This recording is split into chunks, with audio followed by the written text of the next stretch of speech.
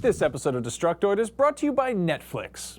Coming up on Destructoid, Assassin's Creed 4 lets you kill whales, Thief 4 is sneaking into 2014, and the new Ninja Turtles are very ugly. All that and more coming up right now on Destructoid.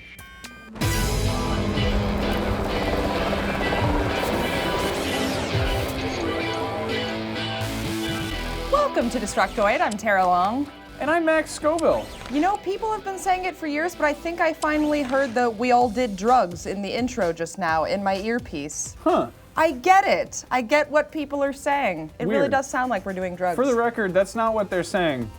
We don't know what they're saying. But probably drugs. Possibly drugs. Yes.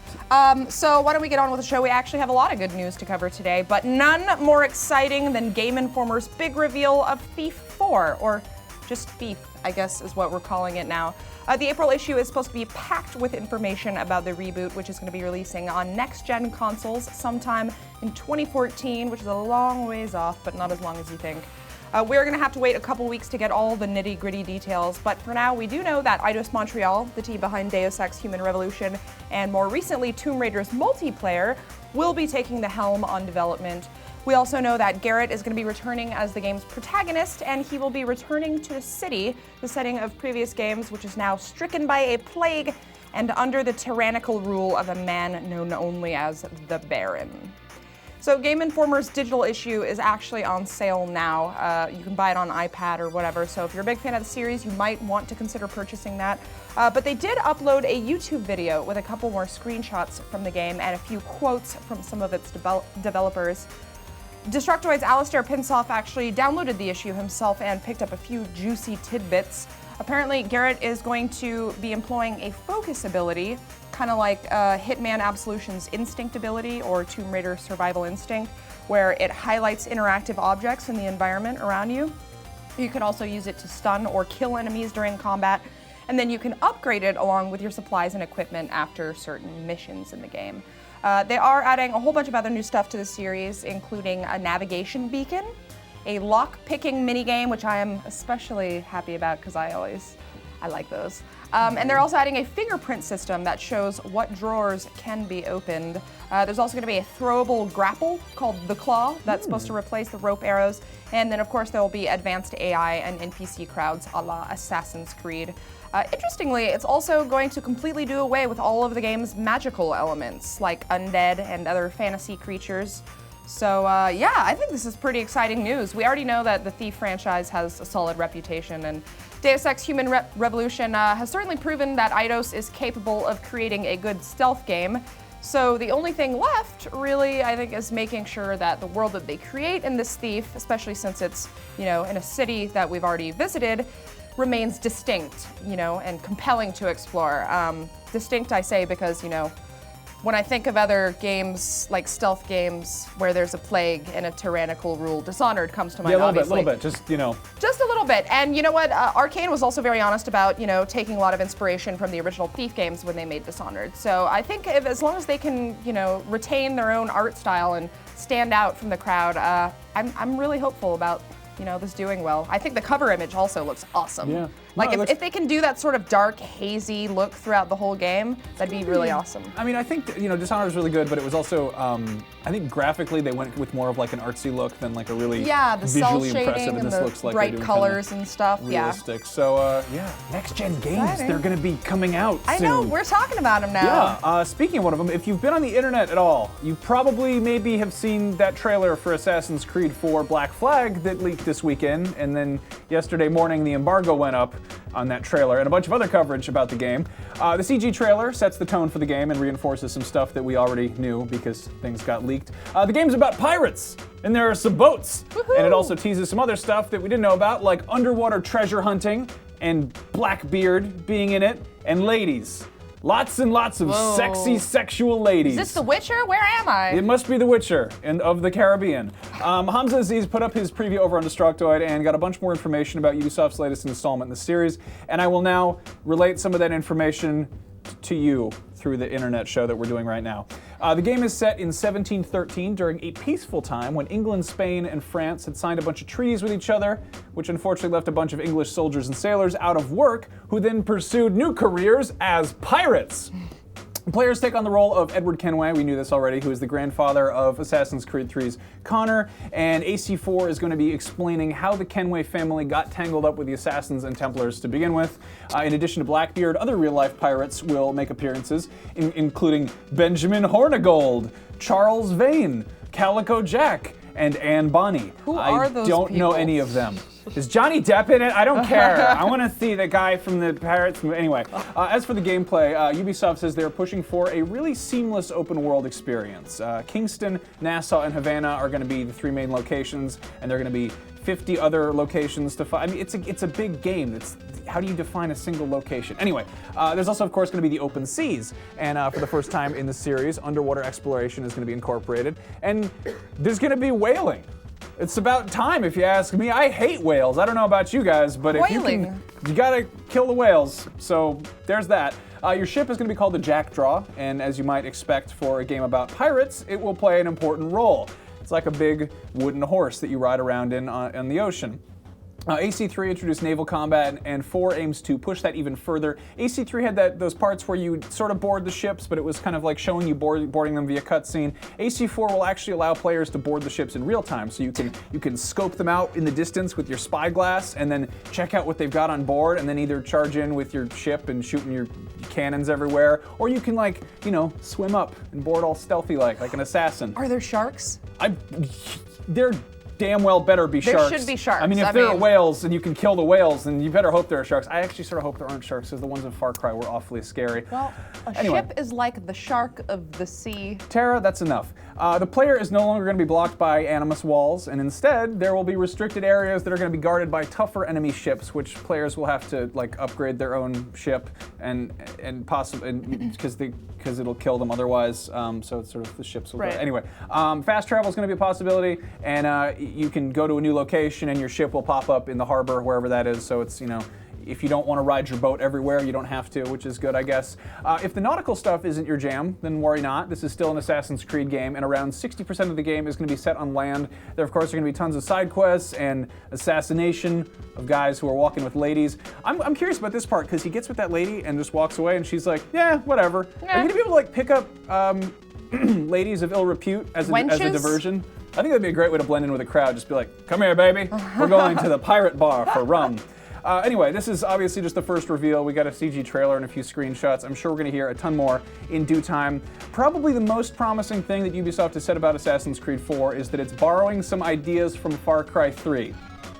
This is a very good thing. For me, Assassin's Creed 3, it felt like a school field trip where the teacher had a very strict set of activities planned out, and there was a tight schedule you had to stick with, and you'd get in serious trouble if you left the tour group. Meanwhile, Far Cry 3 was like an island vacation with some parents who didn't really care, and they were like, here's $20, just go have fun. Me and your mom are gonna be at the poolside bar if you need us, glug, glug, glug, I can totally see that comparison. Right? It's totally what it is. Hopefully they open things up more. But yeah, I feel like everyone's kind of burned out on Assassin's Creed. I mean, the third one came out like 3-4 months ago, something, and we're already getting a new one. I was personally really disappointed by 3, but I'm tentatively curious about 4, because if nothing else, you can kill whales. So there's that. And possibly strangle sharks. We just don't know yet. Perhaps. And hey, there's ladies in it, so there's that. Anyway, Assassin's Creed 4 Black Flag is coming it's coming out October 29th to the 360, the PS3, the PC, the Wii U, the PS4, and I would assume that thing that Microsoft hasn't announced yet that we don't have a name for. So current and next-gen consoles. Current and next-gen. Wow. You will have Assassin's Creed 4 everywhere, all around you. Pirates all the time. All right, well, moving on from pirates to another game about ships and boats and things. Tomb Raider is out today. I don't know if you guys know, I keep forgetting because our review went up last week, and it always trips me up when embargoes lift earlier than the actual release date. But Square Enix has reminded us all that it does in fact exist by releasing this launch day trailer to show that the game is in fact available for purchase. Maybe if you guys have played it already, you can let us know in the comments what you think. In the meantime, if you missed my review, I gave the game a 3 out of 5, and I really had a lot of fun with it despite its flaws. Apparently, I am the only one who saw a lot of those flaws, but such is the nature of subjective opinion. So if you guys care to watch my review, again, that can be found over on our other gaming channel, Rev3 Games. Interestingly, the news I want to talk about today is not related to the Tomb Raider game. It's about the movie, which was apparently announced back in 2011. and I either forgot about it or remembered it and then tried to push it out of my memory. Either way, the film is supposed to be based on the reboot game, and it's not going to be a sequel to the classic Tomb Raider movies, thank God.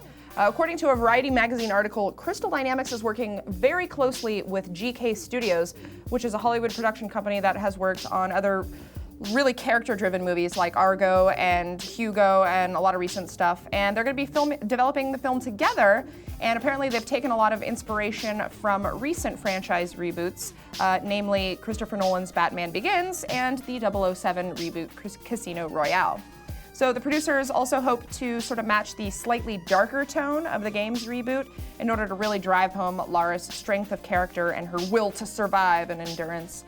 So for that, they apparently turned to the movie 127 Hours as inspiration, which is the one about the canyoneer, true story, the canyoneer who gets trapped underneath the big boulder and then has to amputate his right arm to survive.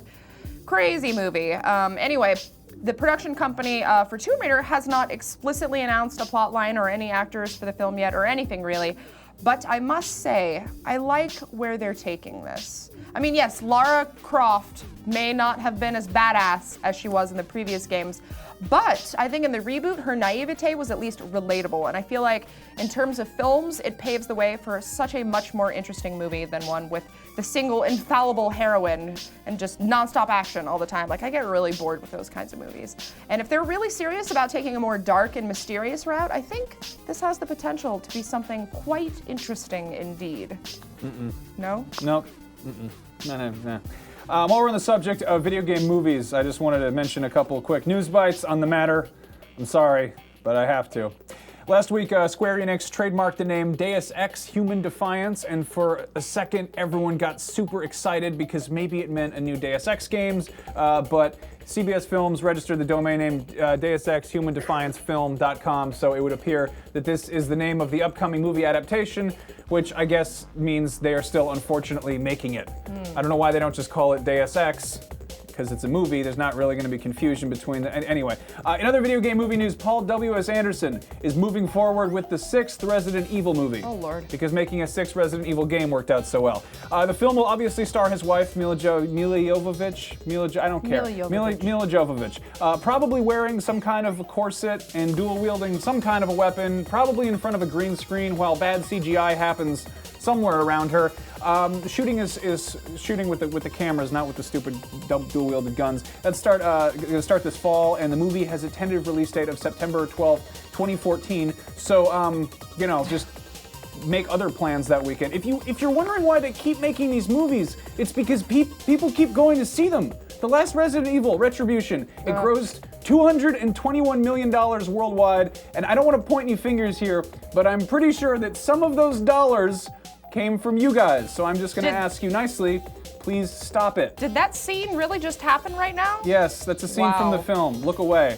If you want to watch movies, that's fine. People have been making movies for the better part of a century. I know you haven't seen them all, so why not watch one of those instead? I recommend trying one of the ones that isn't based on something else and doesn't have a number in the title to denote that it's a sequel. Speaking of movies, why don't we take a word from our sponsor? Why don't we? Netflix is the absolute best way to watch movies because you can do it from almost anywhere for a fraction of the cost of cable. With Netflix, you can instantly watch your favorite shows and movies streaming right to your home. All you need is a Netflix-enabled device like a smartphone, PC or Mac, PS3, Xbox 360, Wii U, the list goes on. For a limited time, Netflix is offering all Destructoid viewers their own free trial membership. Just visit netflix.com/Destructoid and sign up.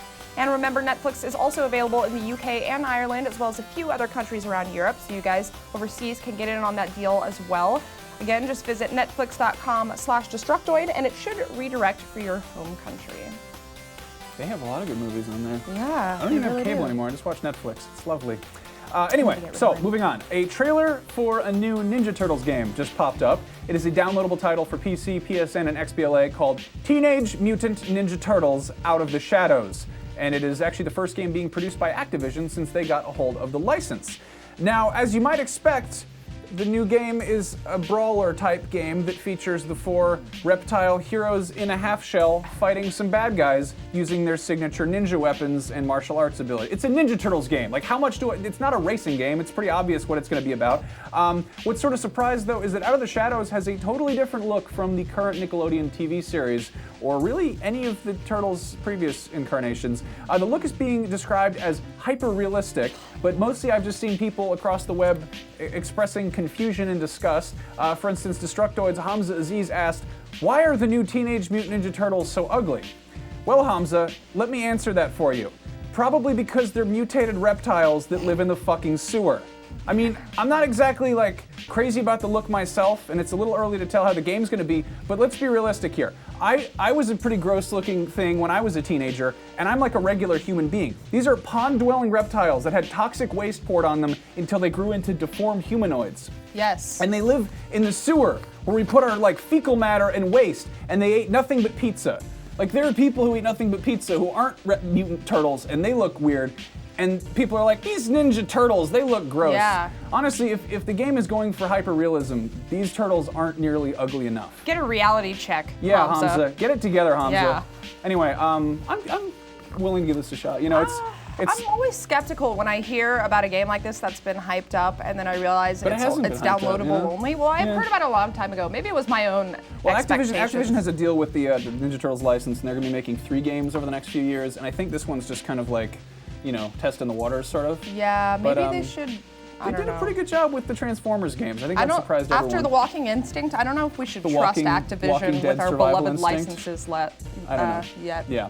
But this is being developed by Red Fly. I didn't bother to see what else they've done, but it's slated for a summer release, and it's got Ninja Turtles in it, so cowabunga. I'm just excited that I got to say the words Ninja Turtles And at work cowabunga. for my job.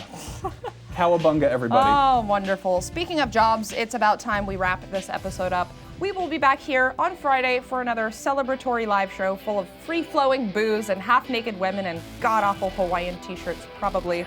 So please join us here for that. That is happening at 3:30 p.m. Pacific time, right here on youtube.com/Detoid. And if you tend to forget stuff, because I do, then by all means, go follow us on Twitter and we will remind you 2 minutes before it happens. I'm Tara Longest, he is Max Scoville, and the show is Detoid Show. Have a great week.